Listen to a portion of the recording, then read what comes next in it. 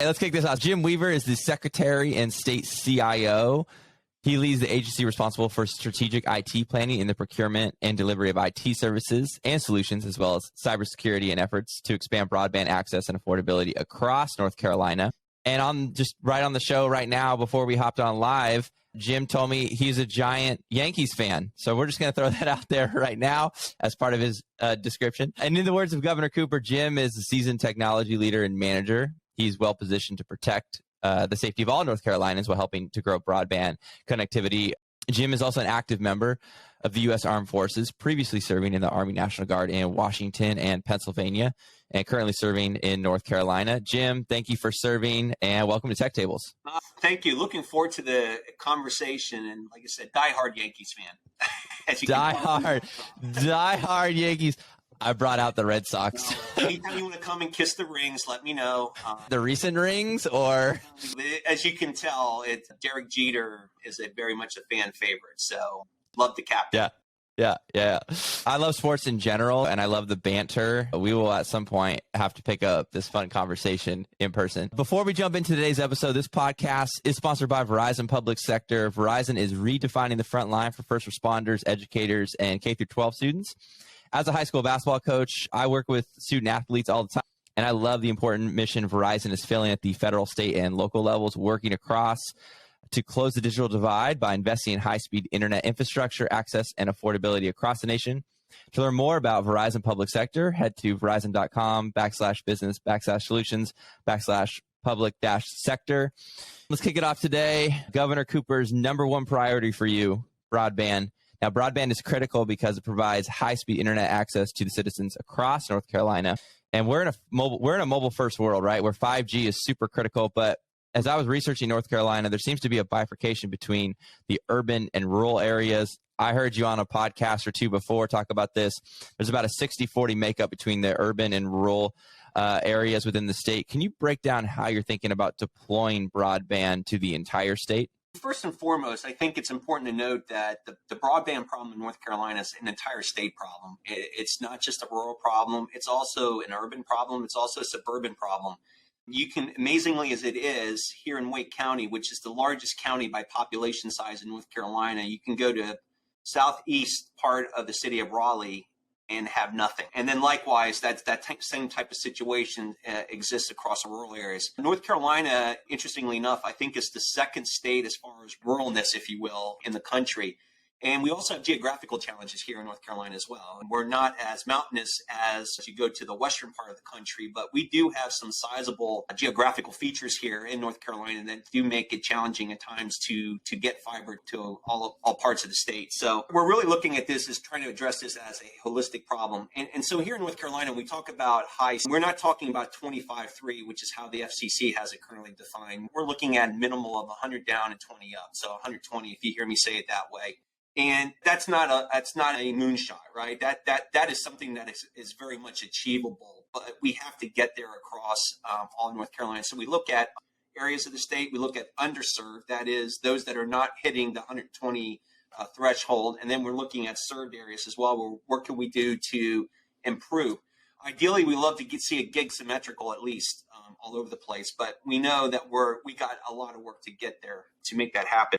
So Governor Cooper put forward in the budget approximately about a $1.2 billion spending proposal leveraging ARP funding opportunities that really was to provide a holistic approach to how we did broadband here in the state. And it's really focused around three areas. So it's about accessibility to the infrastructure. $600 million of that 1.2 was really targeted on infrastructure build out through a number of opportunities to predominantly around fiber, getting fiber to household locations. It was looking at stopgap measures that we know that we're going to be challenged to get fiber, and what are the other alternatives that we can leverage, like fixed wireless, low Earth orbiting satellites, or what are the capabilities that we have in the toolbox to try to provide this type of connectivity out to all North Carolinians. And so we were also then looking at affordability. And so as part of the Governor Cooper's plan, he had identified $420 million to try to help offset the cost of internet at a household level. We know that in some cases, it's 2 to 3% of a family's income to pay for the cost of internet. And during the times of the pandemic and the economic upheaval that we saw in 2020, we do realize that there was choices between access to these types of benefits, if you will, versus putting food on the table. So the governor was very conscious of the fact that we need to help some North Carolinians out in that. And so that $420 million was focused on a population set of about 380,000 households that we believed would need some type of assistance to continue to get and maintain broadband access. And then the last portion of that was around $150 million to start addressing literacy and enablement. And by that, I'm really about how do we educate people on the internet? How do we start providing devices to individuals, especially low-income households? And we got some great nonprofits here in the state of North Carolina. Locally here, and the most immediate is a company called Camden that really takes old computers and refurbishes them and puts basically an open system operating system on it, and to the point where you just power it on and you get browser access to and connectivity to the internet. But as part of that, they're also doing training programs to make folks aware of what's going on on the cyber front, because really, if you think about 10% of our state today, about 1.1 million individuals do not have access to the internet today here in North Carolina. And that's terrifying. That is a workforce. And as you look at these high-tech industries that are coming in North Carolina, we just had another major economic announcement the governor made yesterday. Excuse me, I'm tongue-tied. That's the Red Sox ball that's throwing me off. But That's right. But an airline, a company that's focused on making the next round of sonic-based jets. So we are attracting here in North Carolina a significant portion of high-tech industry coming in, whether it's biotech, whether it's information technology. Apple's building their East Coast campus here in North Carolina. And they're doing that because we have an infrastructure. They're doing that because we have a workforce ready to be put to work that's capable of doing the jobs that are coming here. But to sustain that, we need to make sure that we're getting all North Carolinians ready to connect onto that highway and making sure they have those opportunities. Let alone think about the economic boom when you can start bringing internet connectivity to, I hate to call them small businesses, but mom and pop shops.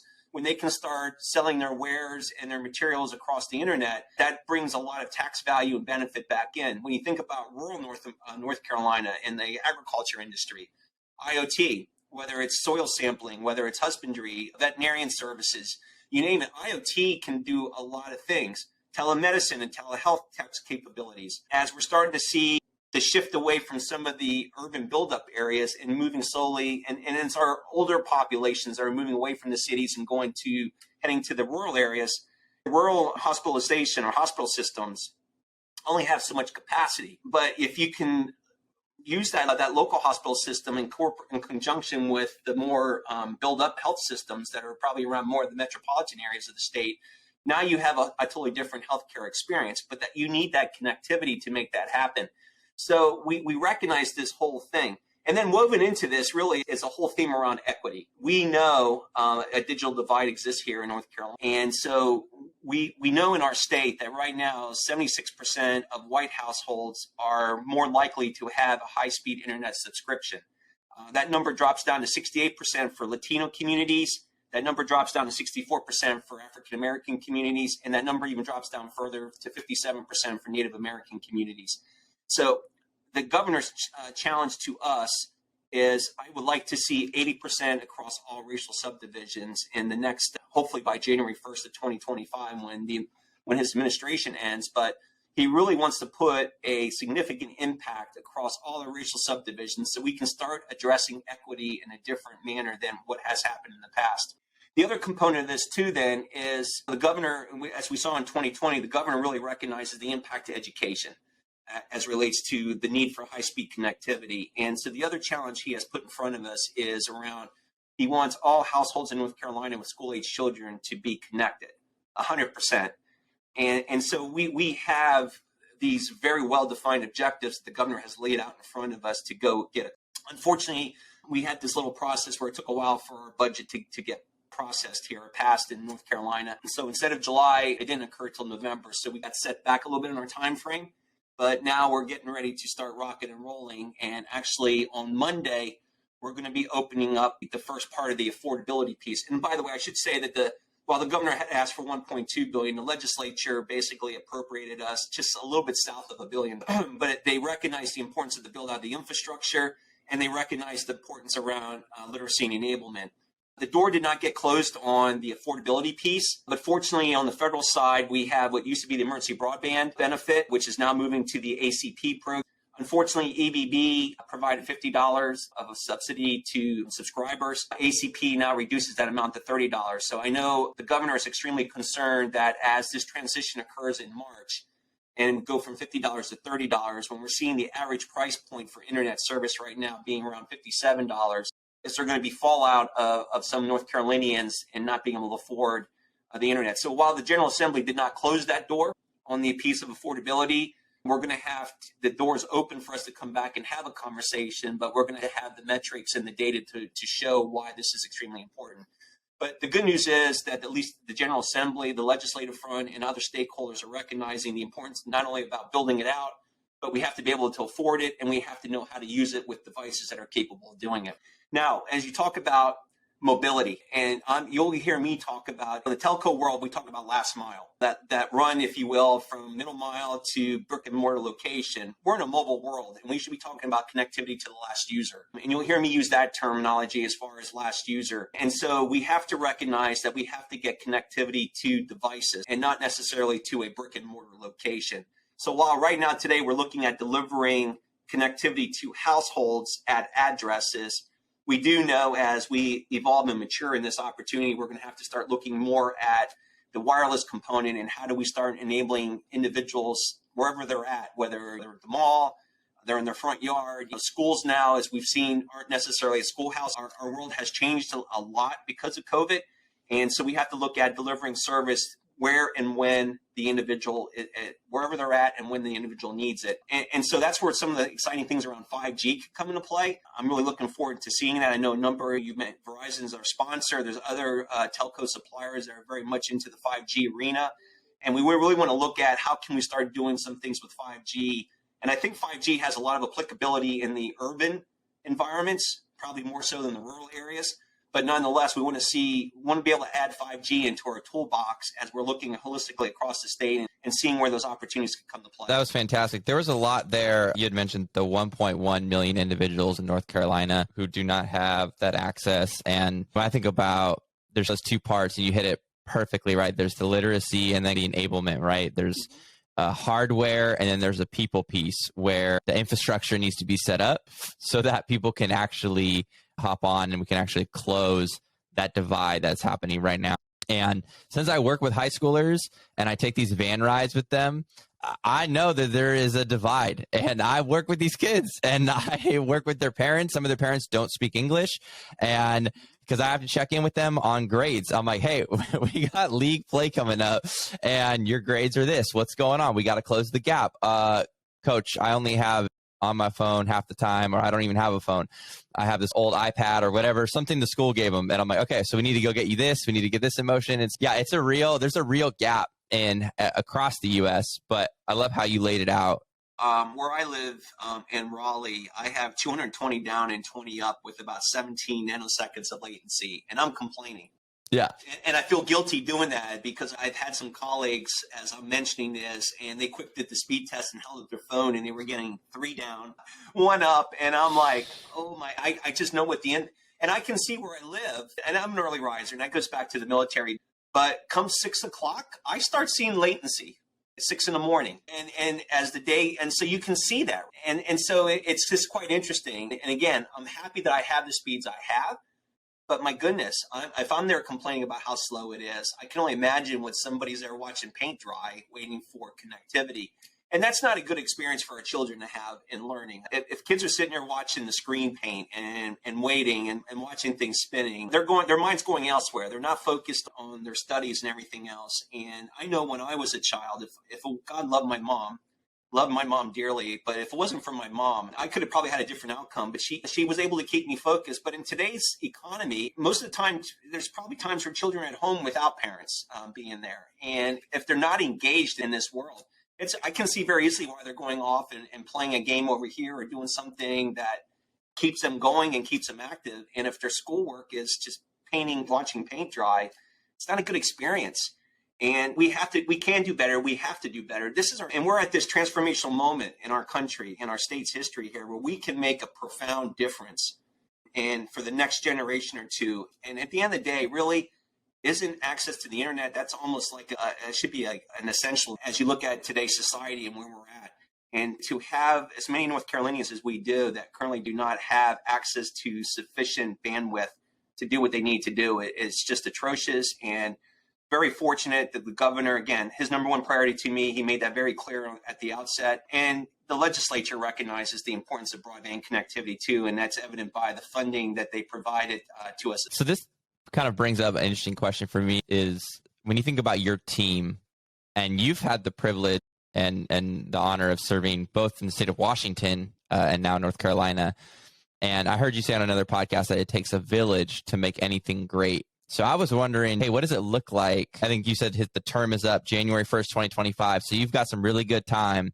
What does greatness look like for the North Carolina Department of IT for this administration? So again, there's a lot of things on our plate right now to get done over the next, I'll just say round numbers, remaining 3 years. Obviously, we have to carry out the governor's agenda. And the governor is very much focused on the environment, clean energy. We got some exciting legislation going through relating to the climate and going green across the board. The governor is very excited about Medicaid expansion here in our state. North Carolina still is not a state that has done Medicaid expansion, and the governor is going to continue to push forward with Medicaid expansion. But when you think about what the governor is focused on, it's really around a healthier North Carolina, an educated North Carolina, a prosperous North Carolina, and then back to an equitable North Carolina, and making sure that these opportunities are available for all North Carolinians, that we're not leaving anyone behind because we can't afford to do so. So really, when I look at it from what I'm focused on, obviously broadband, and we can't be successful in doing a lot of the things that we want to do in a digital world without getting North Carolina connected. And so we really need to focus in on that.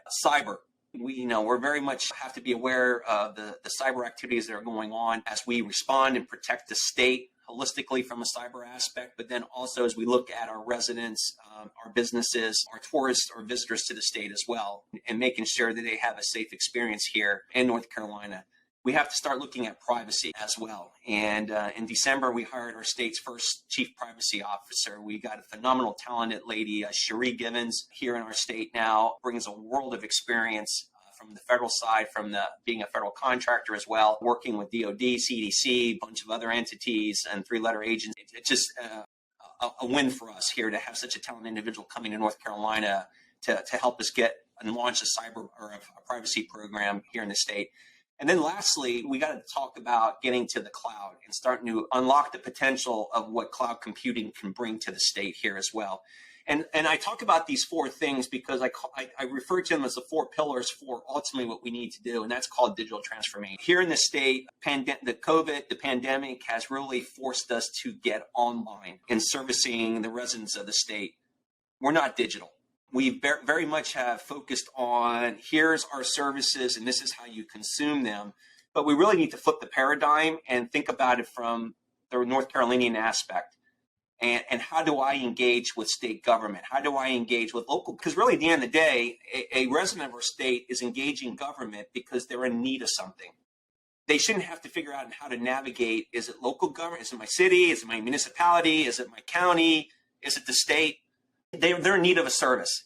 And technology exists today to allow the interaction of government to come together and get that individual to where they need. So we don't have a technology problem, we have a people process problem. And we really need to hone in on that. But to get to digital transformation, you need connectivity, aka broadband. You need to focus on cyber and how do we look at identity access management of our residents. So I could be Jim Weaver living in the city of Raleigh. I could be Jim Weaver, state employee. I could be Jim Weaver, small business owner. Am I Jim Weaver or am I three Jim Weavers, depending upon the persona I'm engaging in? And so, Jim Weaver, the Yankees fan. Jim Weaver, the Yankees fan. Yeah, I would love that one, but I don't think that worked well here. If I said, hey, and Joe, if you come here, we have to go to Durham to watch a Bulls game because one of the best baseball movies, as you know, is Bull Durham. So anyway, and we got to also focus on the privacy of the data that we're having here as well. And then obviously we need to get the cloud computing so we have that resiliency and we can get to a better experience overall for our residents in the state.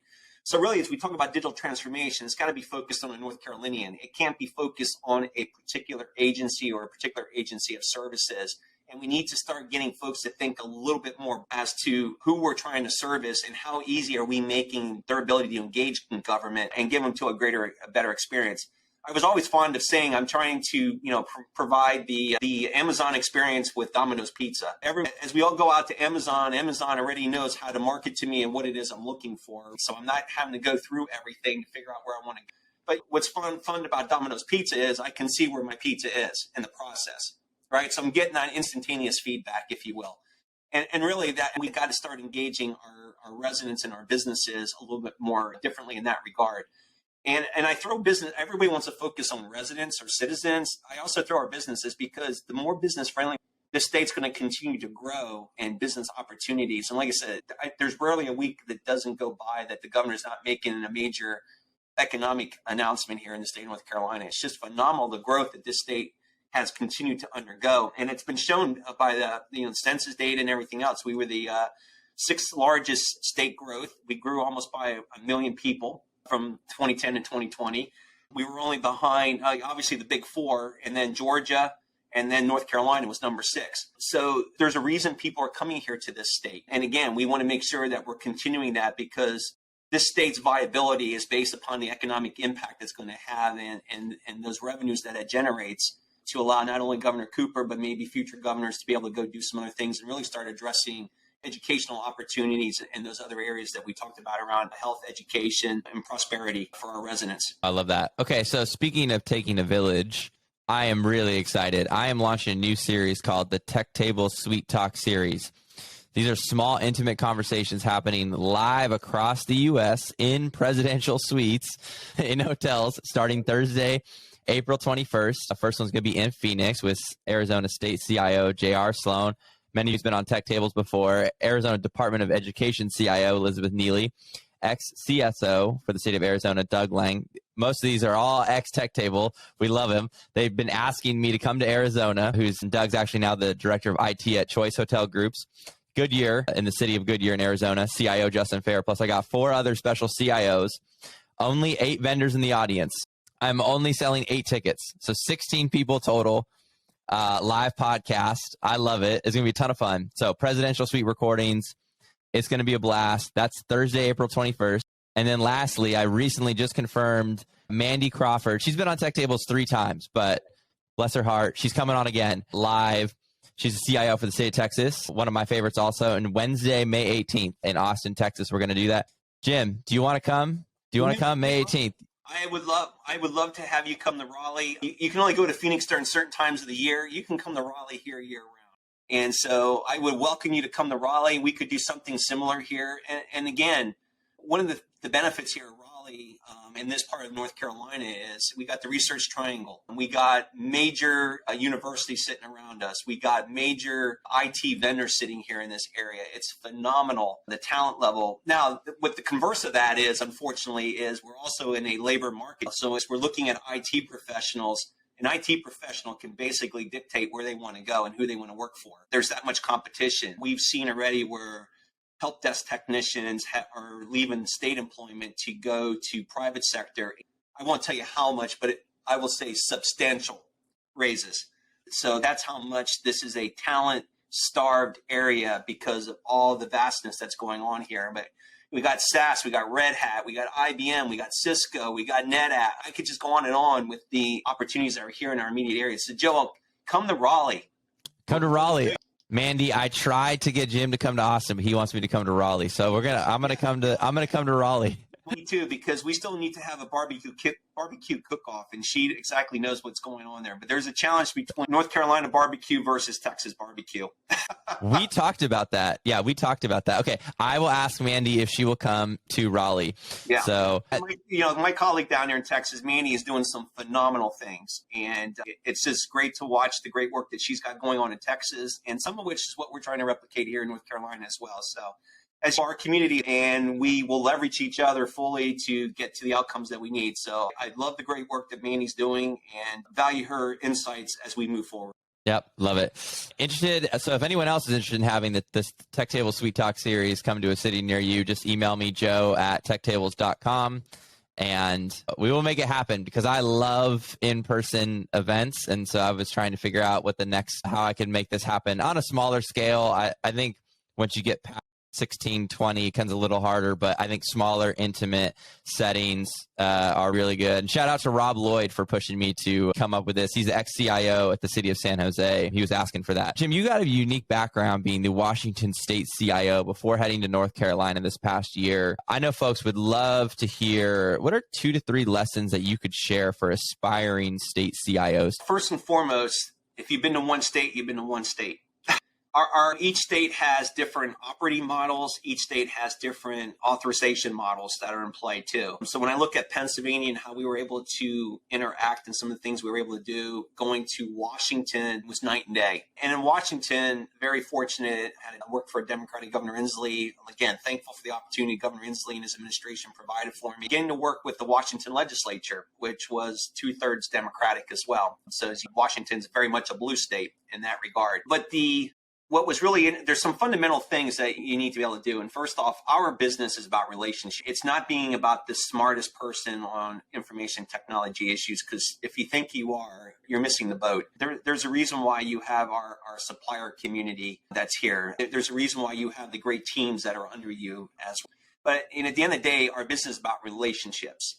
And when you think about going forward with strategic initiatives, you're going to gravitate to those who have demonstrated value and have proven that it's not about where's my next purchase order. It's about what do you need and how quickly do you need it. So you need to build those relationships. You need to build those relationships through the supplier community. You need to build those relationships with the legislature.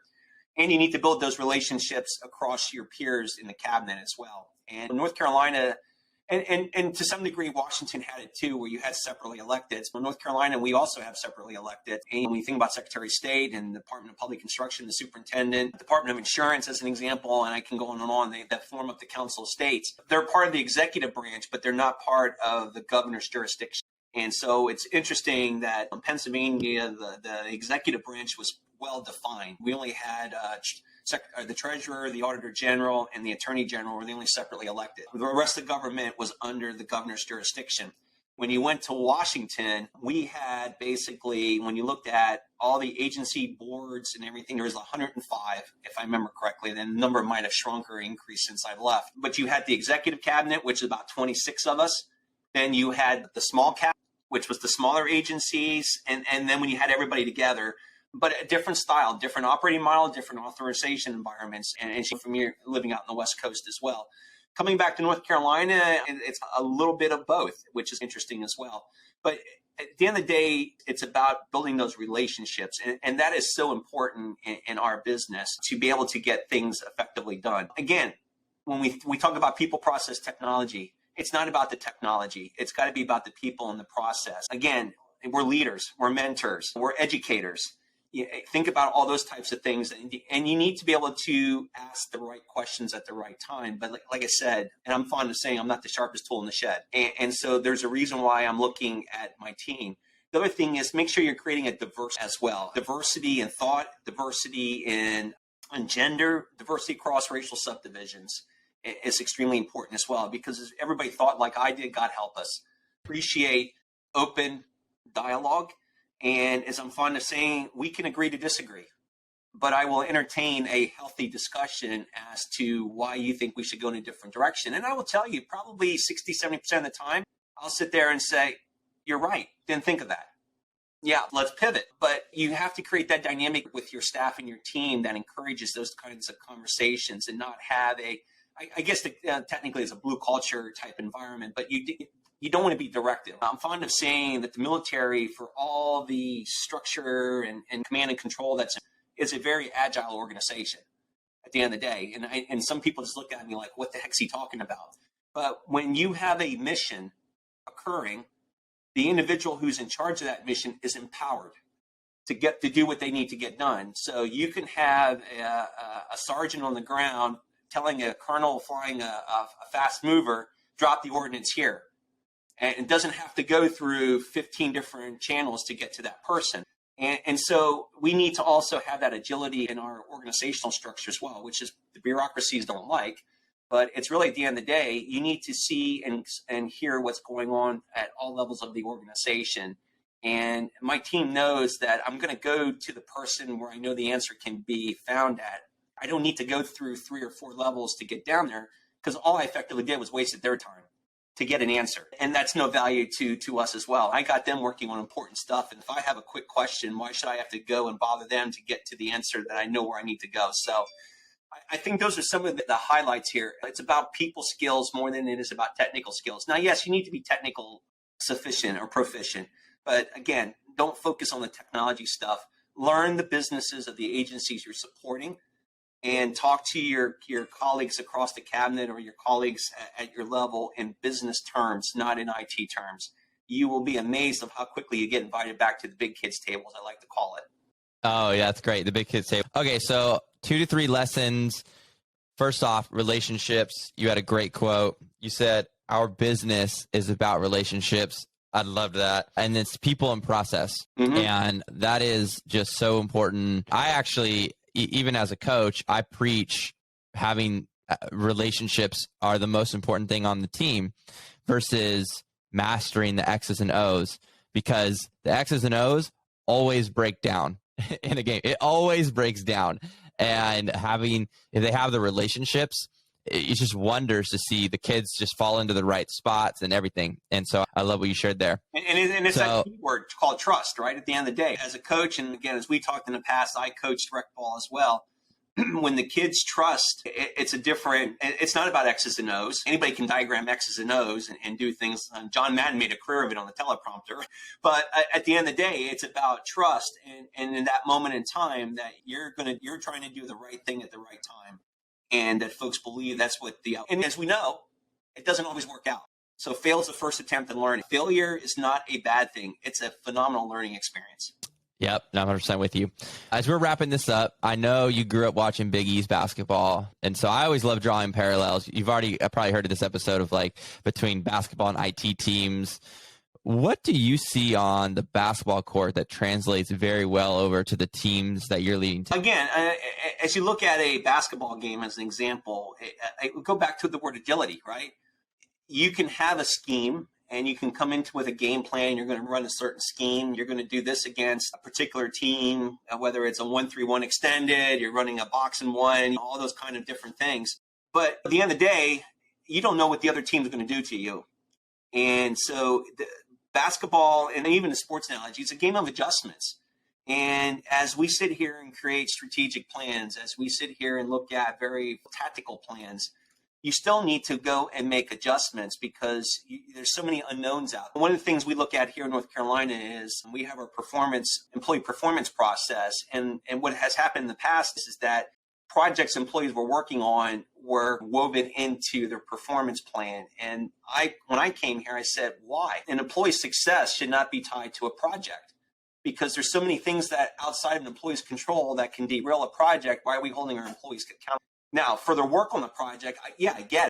But if you think about external stakeholders, the General Assembly as an example, the legislature, you think about the federal change in the administration in D.C., gubernatorial changes, you name it, agency head changes. There's so many things that constantly, our game's about change and responding to change. And when you think about a basketball game, every 24 seconds is about what changes are being done, what's occurring. Your scheme changes depending upon who's on the floor, what players are there. And so it's that same type of maneuvering. So in many ways, your head coach is like your CIO, if you want to think about it from an IT perspective. It's really getting the right players in the right moment to go and do some phenomenal. And I'm excited I think we're at that point in time here now where we're ready to really move forward. And this is going to be a phenomenal year for us in the IT side of the house here in North Carolina, between broadband, between what we're doing on cyber, privacy, and starting to get some of our cloud initiatives rolling in forward. Oh, I love that. Yeah, I love what you said about agility. That is exactly right. You never know what's going to be thrown at you, whether it's an odd front zone or if a team's going to press you and what type of press. And there's just so much that goes into that. I actually just I've got my own personal podcast called The Study, and I just interviewed the sniper that was with Jocko Willenick on SEAL Team 3. He was featured in the book Extreme Ownership, if you've read that. And they talk about the 4 laws of combat. And the 4 laws are cover and move, simple, prioritize and execute, and decentralized command. And when you said trust, that's exactly decentralized command came right to mind right there. I love that. So I know we're almost out of time. Jim, I know you're a big Will Smith fan. You go first. Favorite Will Smith movie? Go. Oh, my goodness. You know, what I really love is Bad Boys. Okay. I didn't tell you mine before, but that was mine too. Going Bad Boys, bad. That was mine too. I didn't tell you that, but I wanted to know what yours. Yeah, mine is also Bad Boys 1, 2, and 3. They're all so great. Yeah. Okay. So, where's your favorite spot? Where do you like to hang out? LinkedIn, Twitter? Where? Probably equally on Twitter and LinkedIn. Less about Facebook, so I'm more on the professional side. Again, a lot of times I have a lot of contacts and connections on the military that are on Facebook, and it's rewarding to sit there and soldiers you mentored in their career as they're getting promoted, as they're having families and all that kind of stuff. It's great to stay in connection with them. When we talk about social media, it's Twitter and LinkedIn more so than anything else. Awesome. Thank you for coming on Tech Tables. It was super fun to have you this morning. Great. And Joe, I'm serious. Come to Raleigh. We'll host you. We'll have a good time. Yeah, I'm going to make it happen. I didn't even talk about golf here yet. Come on. We got I know. Let's go. Yeah. I love it.